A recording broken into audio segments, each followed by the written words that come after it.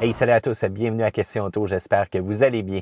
On continue notre série de vidéos sur la BMW i3 et on est maintenant rendu à l'essai et les spécifications techniques. Il faut dire qu'un véhicule électrique comme celui-ci, c'est vraiment différent, c'est pas tout à fait pareil de ce qu'on retrouve présentement sur le marché, d'autant plus qu'on a une configuration avec un prolongateur d'autonomie. Donc ça va vraiment enlever la peur.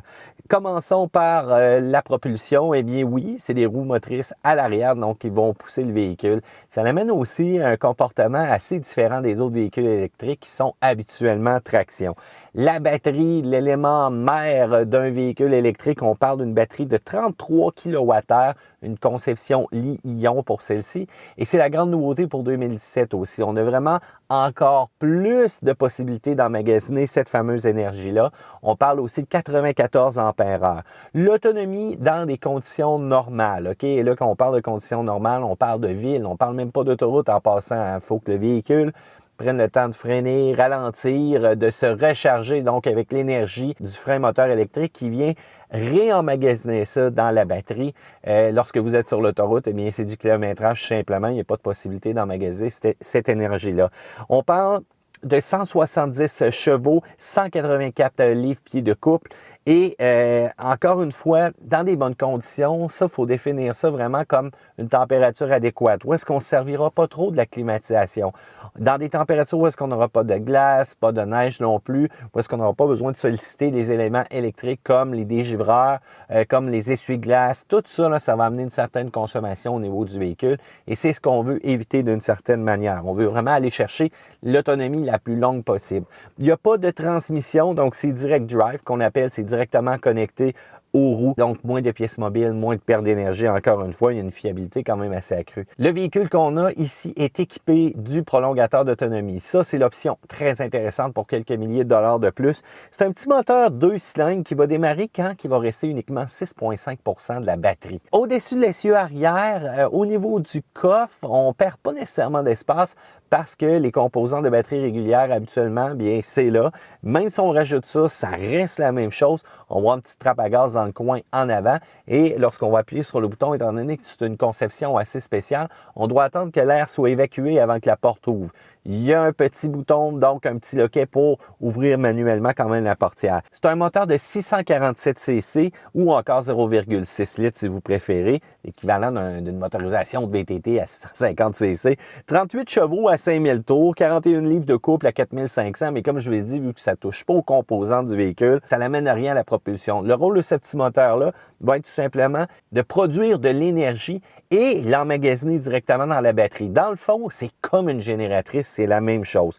Ça va ajouter une autonomie d'environ 130, puis il y a même certains papiers qui disent 150 km, mais on va s'entendre pour 130, et c'est un réservoir de 9 litres. Donc, c'est vraiment tout petit à l'intérieur du véhicule, et ça l'enlève vraiment la peur de manquer de batterie. Fait que lorsqu'on cumule les deux, on est bon pour 330 kg, mais là encore là, va peut-être falloir jouer avec les différents modes de conduite qu'on a pour être capable d'aller chercher le maximum côté autonomie.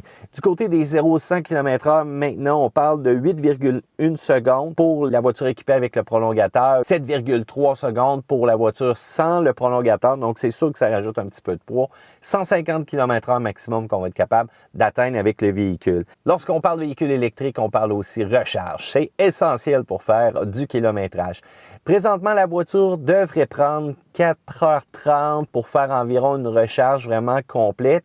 Mais là, c'est vraiment une borne de recharge type 2. Je dois vous dire que des fois, ça prend un petit peu plus de temps que ça. La borne rapide, elle, on parle de 80% donc de la charge de la batterie qui va être accumulée pour 40 minutes. C'est quand même pas si pire, 24 minutes environ pour 100 km, ce qui va vous permettre quand même de faire un bon bout de temps.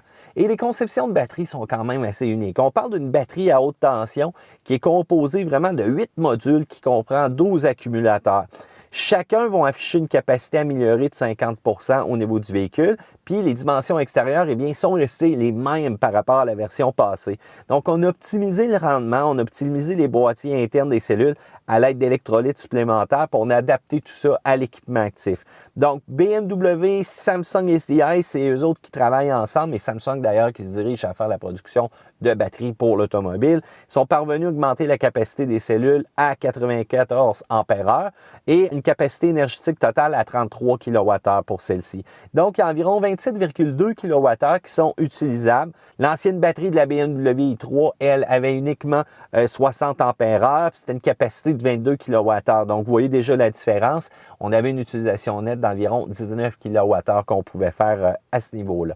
Donc, ça fait quand même une bonne différence si vous optez vraiment pour la 2007. Si l'autonomie est importante pour vous, eh bien, n'hésitez pas là-dessus. Du côté comportement, eh bien, il faut dire que c'est un véhicule qui est très léger, une conception très intéressante au niveau du châssis en carbone, 30% plus léger que l'aluminium, 50% plus léger que l'acier, puis on a un centre de gravité qui est quand même assez bas.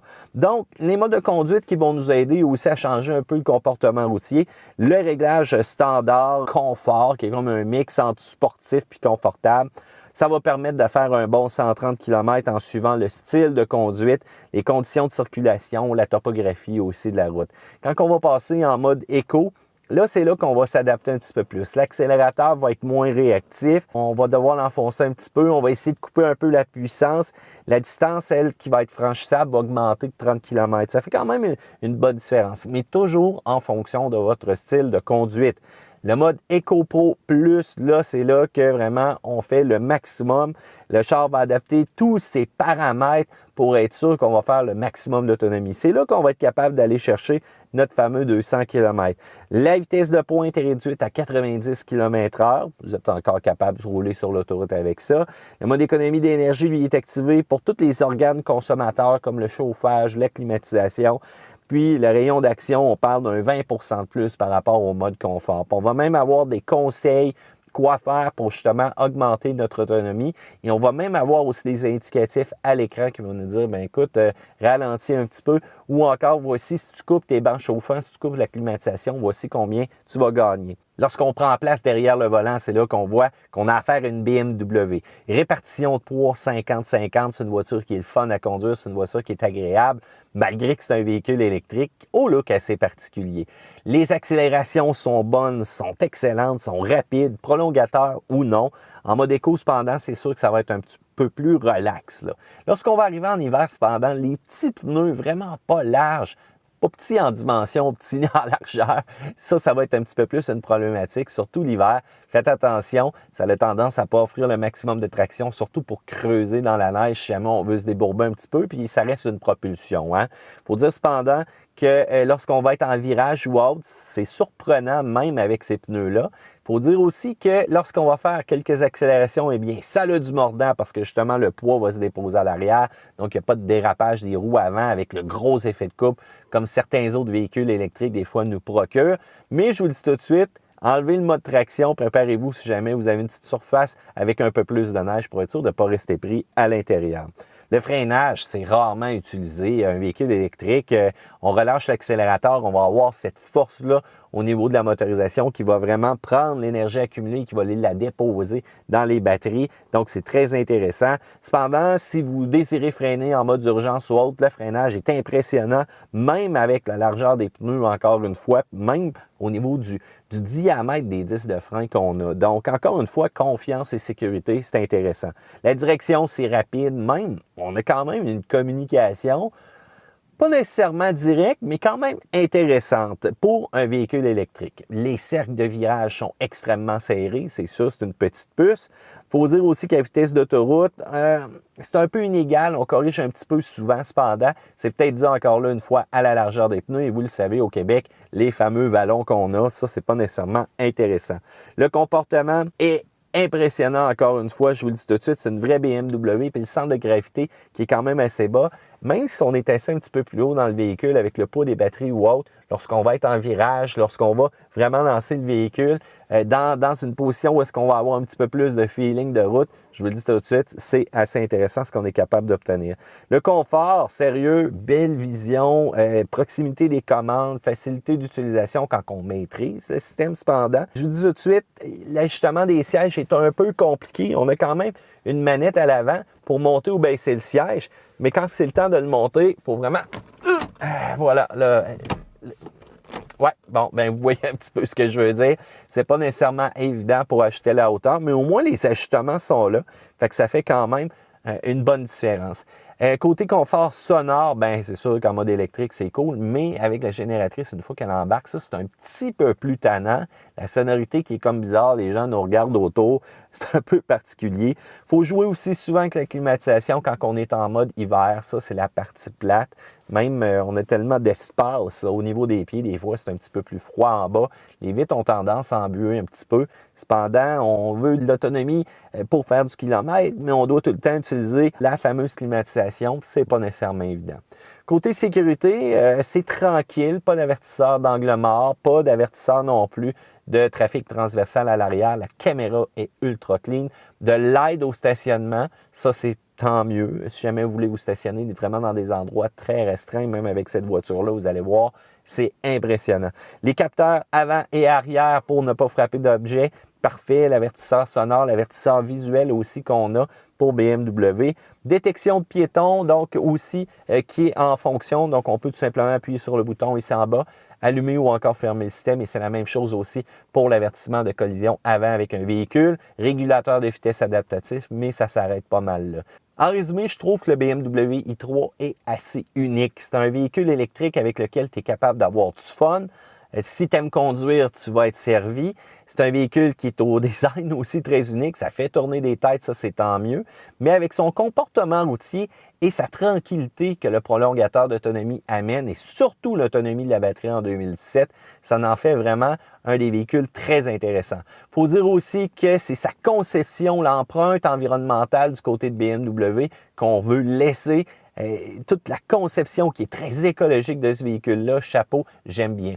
Eh bien maintenant, c'est vous. Je veux vous entendre. Qu'est-ce que vous en pensez de cette configuration-là? Première question, est-ce que vous allez pour le prolongateur d'autonomie? Préférez-vous sortir 2000 $ et être sûr d'avoir la sécurité du kilométrage? Ou encore, vous préférez vraiment ça de base?